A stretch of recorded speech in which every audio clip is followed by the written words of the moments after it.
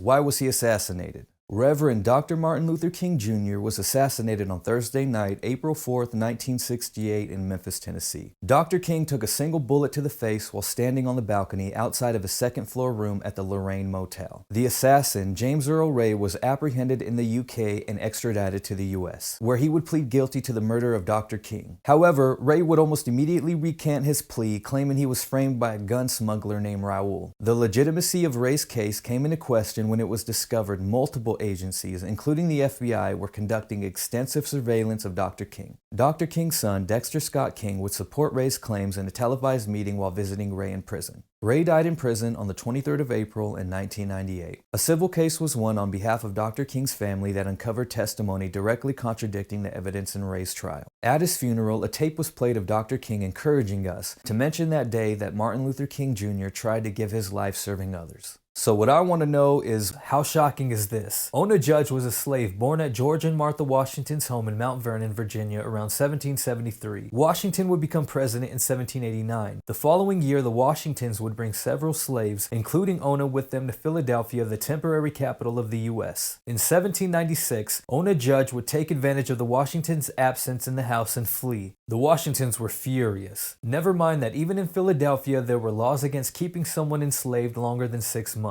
The Washingtons would circumvent this law by sending their slaves to the South before they reached their 6 months. Ona would head straight to New Hampshire, where the legal environment was known for its constitutional stance against slavery. It was an ideal location. The Washingtons would use the Fugitive Slave Act to reclaim Ona. The act allows slave owners to reclaim slaves even in territories slavery was prohibited. However, the Washingtons were unsuccessful. Ona would go on to get married to a free man named Jack Staines. They would have several children and live out their lives happily together in New Hampshire, free. So what I want to know is, who does he really work for? Oleg Gordievsky, born October 10, 1938 in Moscow, was a KGB agent. During the Cold War in 1974, Oleg arrived in London having been assigned as station chief. His objectives were to uncover dissidents and defectors as well as gain intel on Britain and NATO. During his tenure in London, Oleg would become disillusioned with the Soviet Union. Oleg was exposed to Western literature as well as democratic values, which were in stark contrast to life in the Soviet Union. These factors would reshape Oleg's perspective entirely until he would decide to defect. On the night of July 19, 1985, Stephen E. Dale, an MI6 officer, picked up Oleg from a predetermined spot in Moscow. They drove to the Finnish-Soviet border, switched to a modified British embassy car with a hidden compartment, and drove to the British embassy in Helsinki. Oleg would help NATO to understand the true balance of power between the Allies and Soviet Union. He provided intel on Soviet nuclear capabilities, insight into Soviet leadership, details of planned operations by military and the KGB.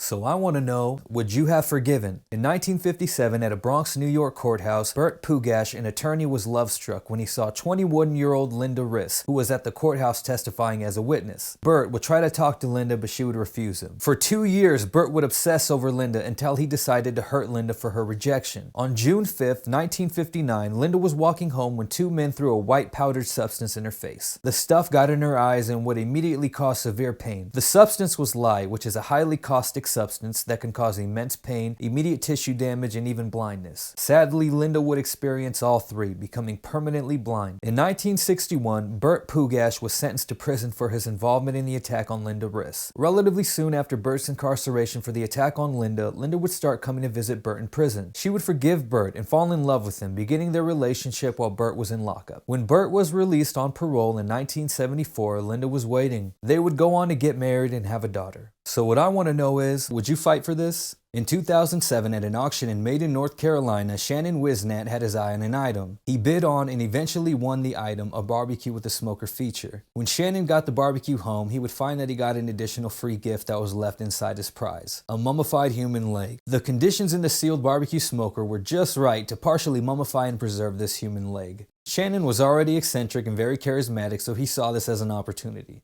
Shannon would become the footman and try to turn a profit on this leg, until a man named John Wood came into the picture to demand his leg back. John was a pilot, and one day he was out flying alone when he would experience mechanical issues. John attempted a forced landing and was badly injured, eventually leading to his leg being amputated. The hospital gave John his leg back, but he had nowhere to store it. Due to a miscommunication, John's leg would end up in his storage unit that would later be auctioned off. The two battled in court for a few months over ownership of the leg. Eventually, the two parties came to an agreement and John would receive his leg back. So I want to know,